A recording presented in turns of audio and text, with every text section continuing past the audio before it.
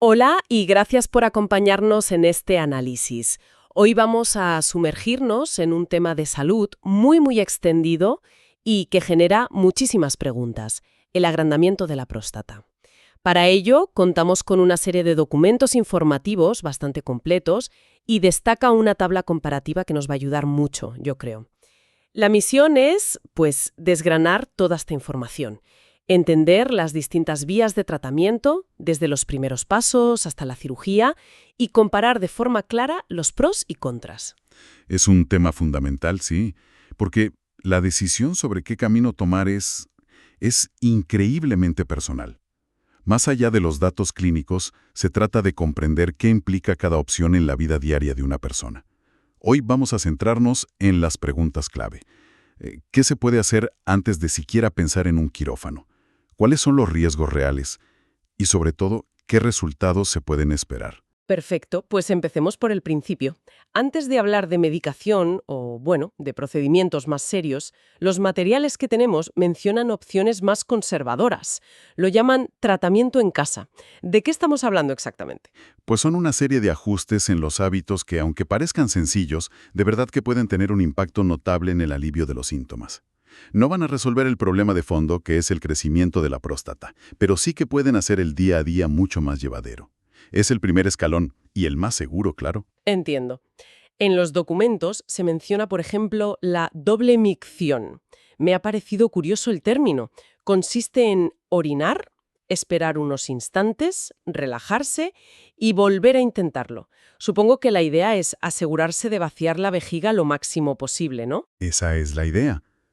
Con la próstata agrandada, la vejiga a menudo no se vacía por completo en el primer intento. Esta simple técnica ayuda a expulsar esa orina residual, lo que puede reducir la frecuencia con la que se siente la necesidad de ir al baño, sobre todo por la noche. Claro.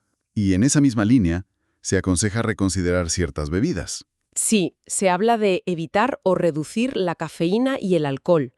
Esto es interesante porque no es que afecten directamente a la próstata, sino a cómo el cuerpo gestiona los líquidos, ¿verdad? Justo. Ambas sustancias son diuréticas, es decir, hacen que los riñones produzcan más orina. Si ya existe una dificultad para orinar, pues aumentar el volumen y la frecuencia solo va a empeorar la sensación de urgencia. Y la incomodidad, claro. Y hay un detalle que me ha parecido muy relevante y que a lo mejor pasa desapercibido. Se advierte sobre ciertos medicamentos de venta libre, concretamente antihistamínicos para las alergias y descongestionantes. ¿Por qué estos fármacos pueden ser un problema?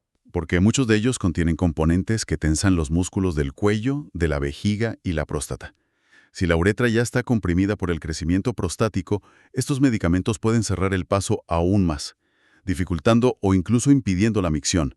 Es una interacción que hay que conocer, sí. Vale, tenemos estas medidas iniciales, pero ¿qué pasa si no son suficientes? El siguiente paso que se plantea es la medicación. Y aquí la balanza empieza a tener más peso por ambos lados. Aquí entramos ya en un terreno distinto. La medicación puede ser muy eficaz, para reducir los síntomas en la mayoría de los casos. Pero, como bien dices, introduce dos factores cruciales en la ecuación. El primero es la cronicidad, es decir, que no es una cura. Los documentos lo dejan clarísimo. Si se deja de tomar la medicación, los síntomas vuelven. Esto implica un compromiso a largo plazo, de por vida en muchos casos. Y ese es un matiz psicológico enorme. No se trata solo de acordarse de tomar una pastilla, sino de asumir que esto es una gestión continua, no es una solución definitiva. Claro, cambia la perspectiva. Por completo. Y esto nos lleva directamente al segundo factor. Los efectos secundarios. Sí, la lista que se proporciona es para tenerla muy en cuenta. Hablamos de una posible disminución del deseo sexual, dificultades de erección, sensación de cansancio, mareos, dolores de cabeza. Incluso congestión nasal. Exacto.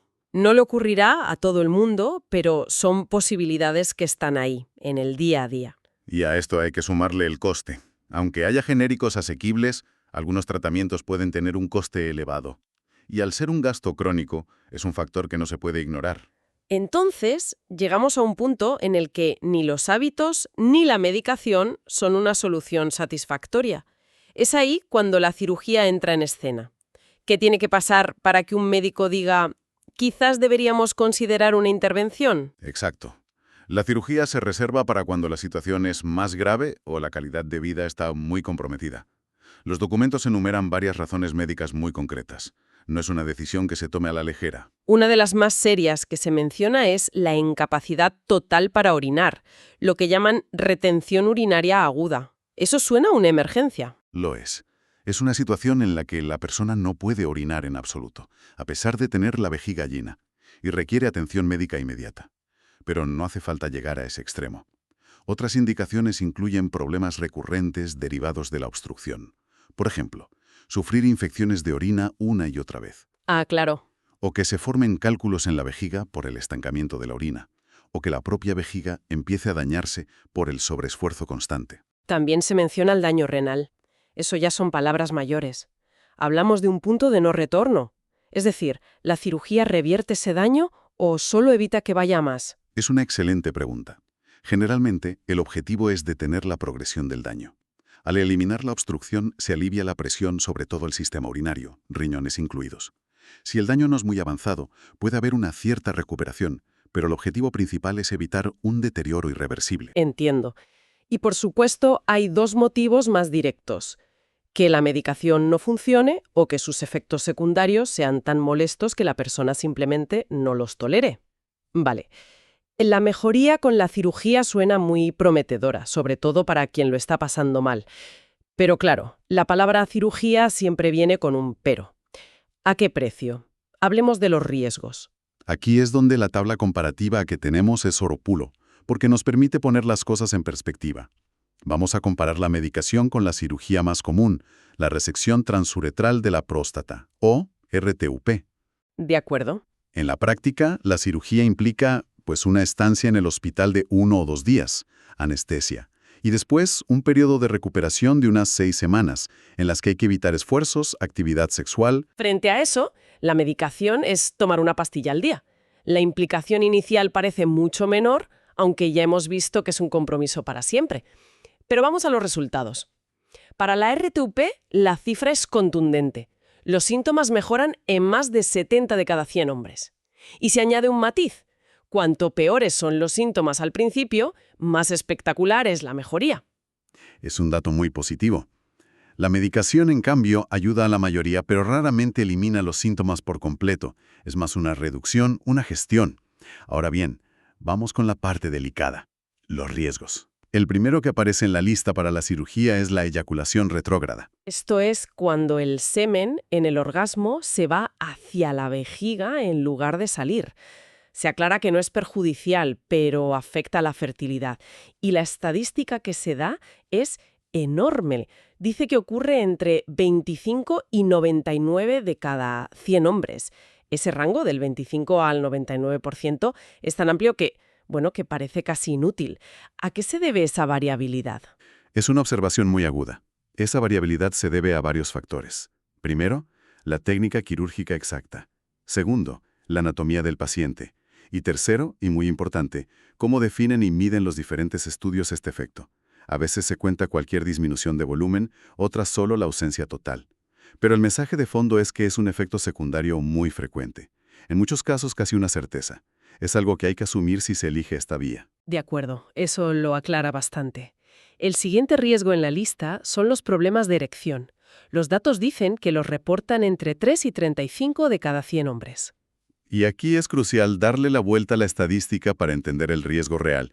Si entre 3 y 35 lo experimentan, significa que entre 65 y 97 de cada 100 hombres no tienen este problema tras la cirugía. Claro. La inmensa mayoría preserva la función eréctil. Poner los números en este contexto ayuda a desdramatizar un temor muy común, ¿no? Totalmente.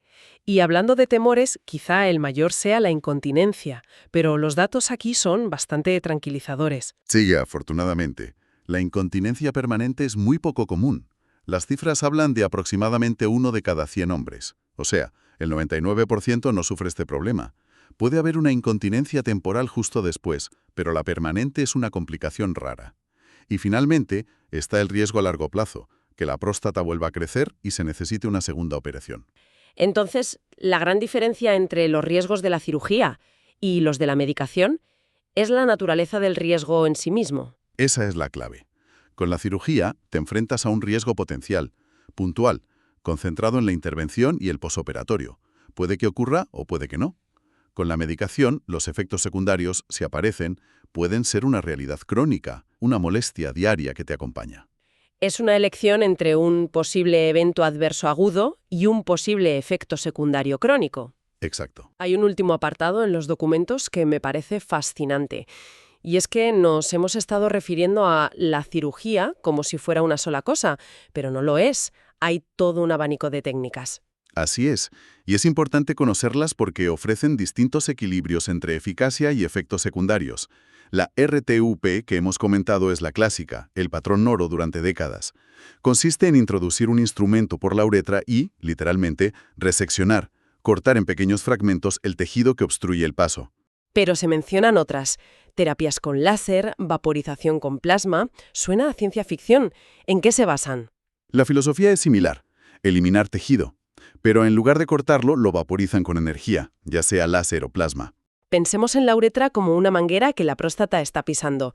La RTUP sería como cortar un trozo del zapato. Las técnicas de vaporización, como usar un soplete muy preciso para quemar parte de esa suela. ¿Una analogía muy clara? El resultado es el mismo, despejar el conducto, pero a menudo con menos sangrado. Y también se nombra otra técnica, la ITUP, incisión transuretral de la próstata. ¿Es lo mismo? No exactamente. Aquí el planteamiento es menos agresivo.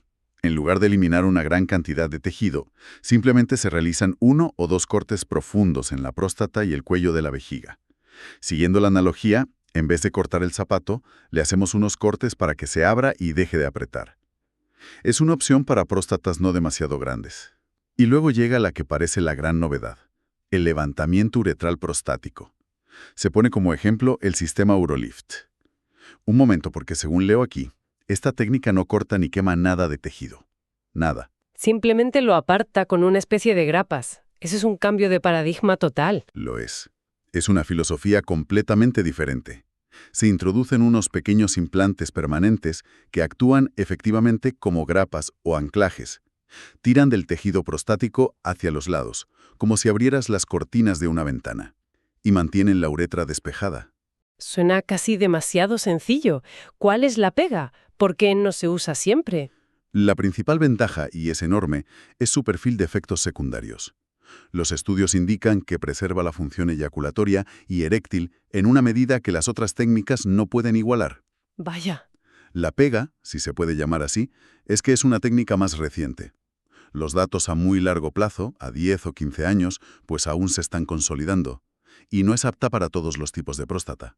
Pero sí, representa una evolución importantísima. Queda claro que el panorama es mucho más rico y complejo de lo que parece. Entonces, después de todo este análisis, ¿cuál es el gran titular? ¿Con qué nos quedamos? El gran titular es que no hay una respuesta correcta.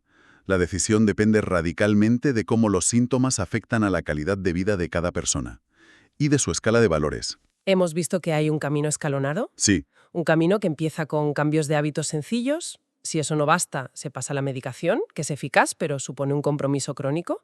Y si no, pues se abre el abanico de la cirugía, que ya no es un monstruo único y temible. exacto.